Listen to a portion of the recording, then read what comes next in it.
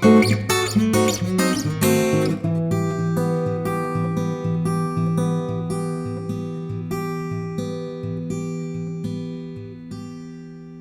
and welcome to the follow-up lesson of the song Road Tripping, where I'll be teaching you the rest of the song.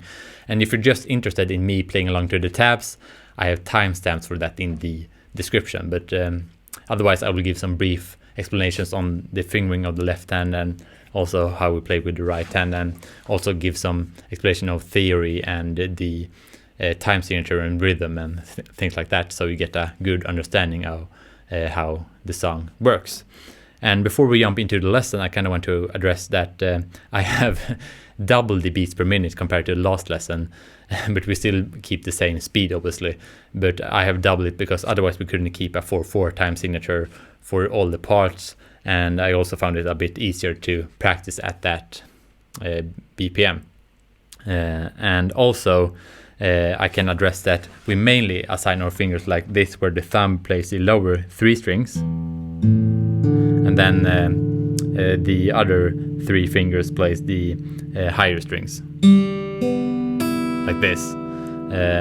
So we mainly keep it like that, but sometimes we deviate from that, but I will address when that happens. But yeah, now we are ready to jump into the actual lesson. Alright, so the chords for the after chorus are A minor, but I lift up my ring finger because I don't play that G note. And then we have our G chord, but I only fret the A and the B string. And then we have our C chord, but we actually fret it like this instead of this because we want that open G string. And then we have our G over D chord. It is basically a G chord, but the root is a D note. Like that.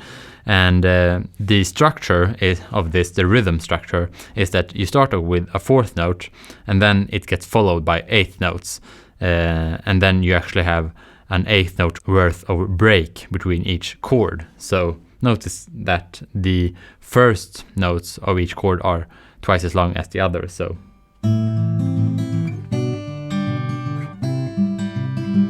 but that only applies to the first 3 chords, because the G over D chord, you actually play only 8th notes. Like that. So yeah, now I think we can play along to the tabs, and we start with 150 beats per minute.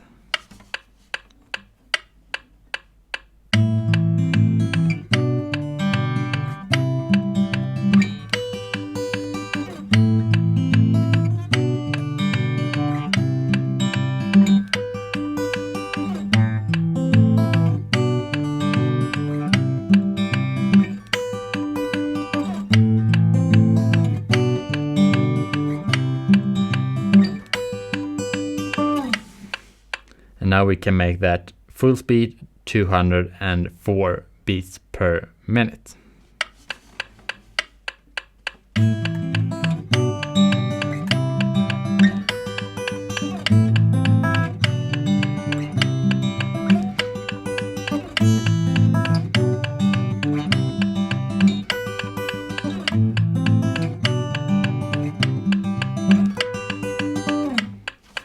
Alright, so the next part is the first part of the interlude, which consists of the E minor 7 chord, and to get that you can start with an E minor chord, and then you locate the higher octave of the root, which is this note, and then you reduce that to semitones, so you get a minor 7th interval, and hence you get the minor 7 chord.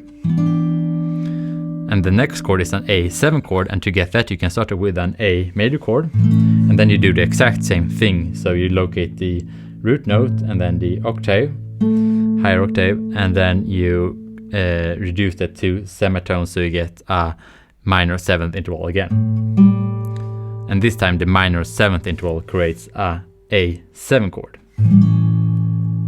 And then we have our regular C chord, and then we have our D7 chord, and now we know how to create it. So we just take the octave of the root and reduce that to semitones, like that. So those are the first 4 chords. the second time, you actually get an F sharp diminished 7 chord, which you finger like this, and it sounds really, really cool. And the rhythm is very similar to the previous part, the after chorus. So you started with a 4th note and then you follow that by 8th note, but now we remove 1/8 note, so the gap between each chord is 1/4. So yeah, it sounds like this.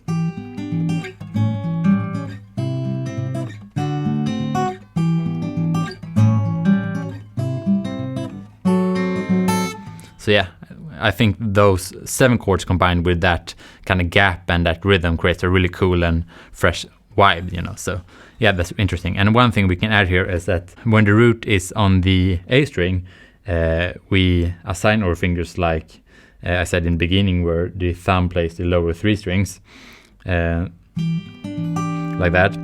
But when the root is on the E string here, I shift my fingers, so I kind of break the pattern a little bit. So notice that. So the thumb only focuses on the E and A string.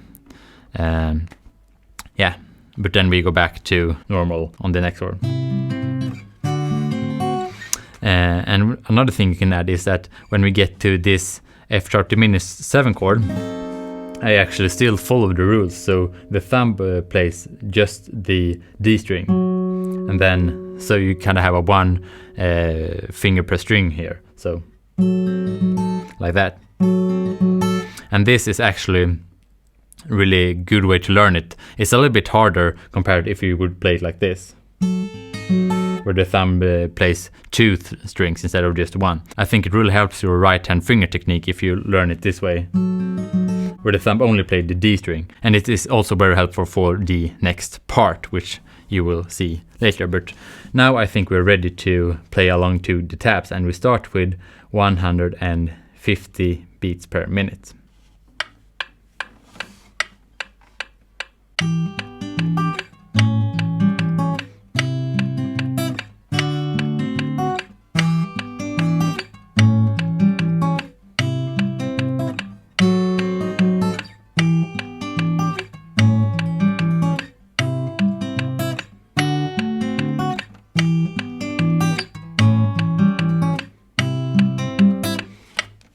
And now we actually play this chord, but the second time we play this chord, we actually get into the next part. So we stop there and we go back to play it at full speed at 204 beats per minute.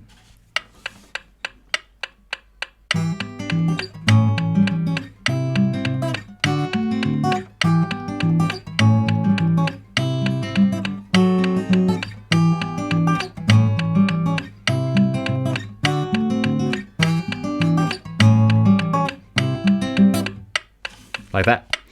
So great, and now we can move on to the other half of the interlude. And here we only play the diminished 7 chord, so you just move this shape around. So we start off with a little run on this chord, so you can learn that on the tab then, and then you just move this around. And here it's really good that we assign our fingers like this, 1 finger per string, because we play it like this and then alternate between the root note and the 3 higher notes, so like that. So yeah, and another thing I can add is that this part here is actually the reason that I doubled the beats per minute from the last lesson, because if you don't do that, you can't keep a regular 4/4 time signature. So yeah, this is the main reason to that. But yeah, I think we're ready to simply play along at 150 beats per minute.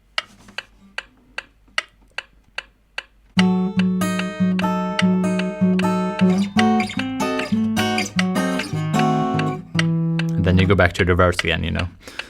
So yeah, let's play that at full speed at 204 beats per minute as well.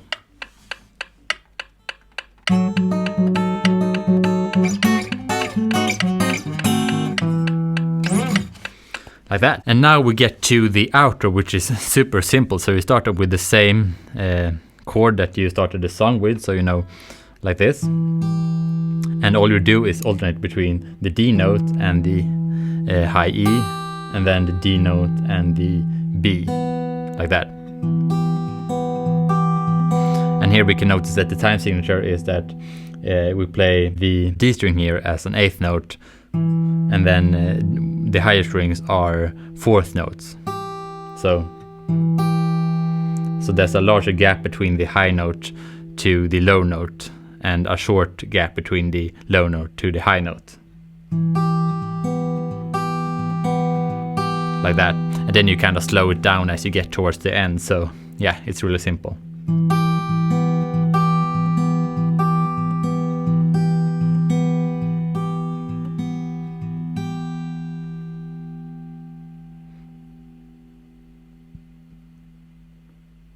Right, so hopefully you found that really helpful, and please let me know if you want to see more lessons or not, and if you want that, then please let me know what songs you're interested in, and perhaps I can make it happen.